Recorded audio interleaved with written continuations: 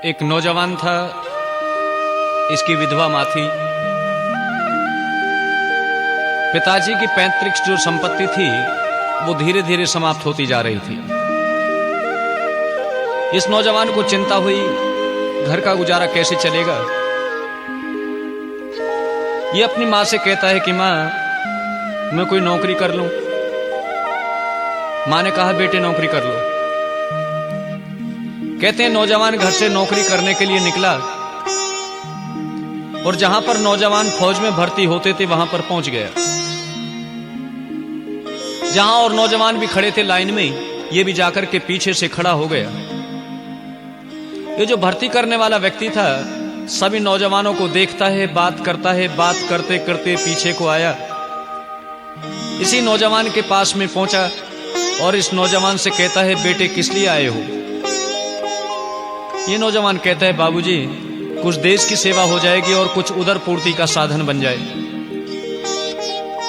ये जो भर्ती करने वाला व्यक्ति था कहता है, बेटे यहां तक तो बात ठीक है कि देश सेवा हो जाएगी, लेकिन उदर पूर्ति का साधन बन जाए, मेरे बात समझ में नहीं आई। तुम्हारे परिवार में कितने व्यक्ति हैं जो तुम्हारे ही पेट के लिए रोटी नहीं मिलती। ये नौजवान कहता है, बाबूजी परिवार में ज्यादा व्यक्ति नहीं है, केवल एक मेरी बूढ़ी माँ विधवा है और कोई नहीं है। ये व्यक्ति कहता, अरे तू अपनी विधवा माँ बूढ़ी को छोड़ करके और यहां पर आ गया फौज में भर्ती होने के लिए। एक बात बता, अगर मैं तुझे भर्ती कर भी लूं, अगर कहीं तू देश की सेवा करते हुए देश के ऊपर बलिदान हो गया तो नौजवान तेरी इस बूढ़ी माँ की सेवा कौन करेगा। जब इस बात को सुना नौजवान उदास हो गया। ये भर्ती करने वाला व्यक्ति कहता है, नौजवान मैं तुझे भर्ती नहीं करूंगा। ये नौजवान निराश होकर के अपने घर पर वापस आ गया। मां ने बेटे के चेहरे को देखा और देख करके कहती है, बेटे नौकरी लग गई। ये नौजवान कहता है, हाँ मां नौकरी लग भी गई और छुट भी गई। इसने कहा, क्यों। कहते हैं इस नौजवान ने पूरी हालचाल जितनी भी बातें हुई थी सब बता दी। ये इसकी मां कहती है, बेटे चिंता मत करो, रोटी खाओ, आराम से लेटो। कल सुबह में तुम्हें एक पत्र लिख करके दूंगी, शर्त यह है उस पत्र को रास्ते में पढ़ना नहीं है और इस पत्र को बाबू को जाकर के देना। मैं गारंटी के साथ कहती हूं तुम्हें वो बाबू नौकरी पर जरूर लगा लेगा। कहते हैं नौजवान ने रोटी खाई। अगले दिन प्रातःकालीन उस माँ के पत्र को लेकर के नौजवान आज ऑफिस में नहीं, उस बाबू के घर पर पहुंचा। बाहर से शीश दबाया, अंदर घंटी बजी। ये बाबू बाहर निकला, इसको देख करके पहचान गया और कहता है, अरे मैंने तो तुम्हें कल मना कर दिया था, मैं तुम्हें नौकरी पे नहीं लगाऊंगा, लेकिन आज किस लिए आए हो। ये नौजवान बड़े खुशी के साथ कहता, बाबूजी आज मैं कोई आया थोड़ी हूं, आज तो मुझे भेजा है। कहा, किसने। ये बड़े गर्व के साथ कहता है, आज मेरी माँ ने भेजा है। और ऐसे भेजा नहीं बल्कि पत्र भी साथ में लिख करके दिया है। कहते हैं इस बाबू को जब इसने पत्र दिया, इस ऑफिसर ने इस पत्र को पढ़ा, पढ़ करके ड्राइवर का इंतजार नहीं किया और इस नौजवान से कहा कि नौजवान मेरी गाड़ी में बैठो, मुझे अपने घर का रास्ता बताओ। यह नौजवान इस ऑफिसर को अपने घर पर लेकर के गया और जाकर के देखता है कि दरवाजा बंद है।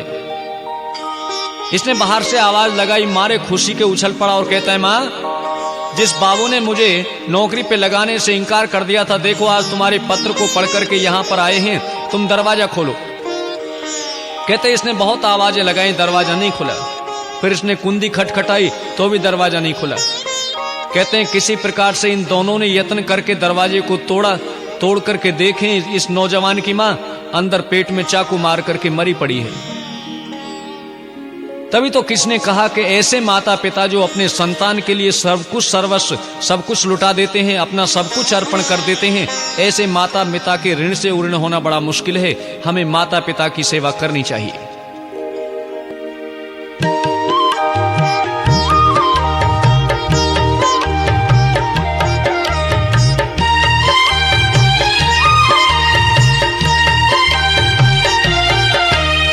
हम कभी माता पिता का ऋण चुका सकते नहीं, हम कभी माता पिता का ऋण चुका सकते नहीं।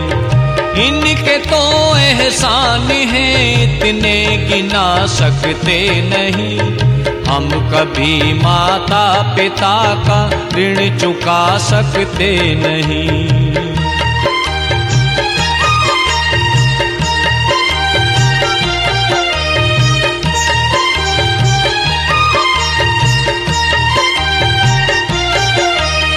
ये कहाँ पूजा में शक्ति, ये कहाँ फल जापिका।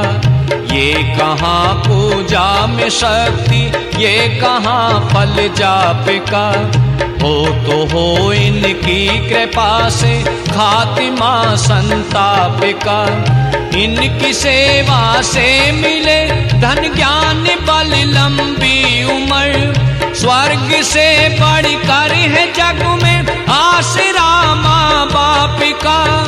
इनकी तुलना में कोई वस्तु बिला सकते नहीं। हम कभी माता पिता का ऋण चुका सकते नहीं। हम कभी माता पिता का ऋण चुका सकते नहीं।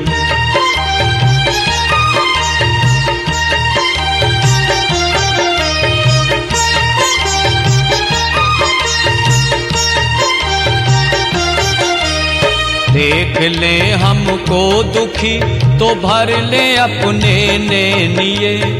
देख ले हमको दुखी तो भर ले अपने नैनिये।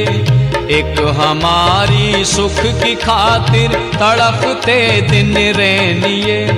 भूख लगती प्यास ना और नींद भी आती नहीं। कष्ट हो तन पे हमारे हो उठे बेचैनिये। इनसे बढ़कर देवता भी सुख दिला सकते नहीं। हम कभी माता पिता का ऋण चुका सकते नहीं। हम कभी माता पिता का ऋण चुका सकते नहीं।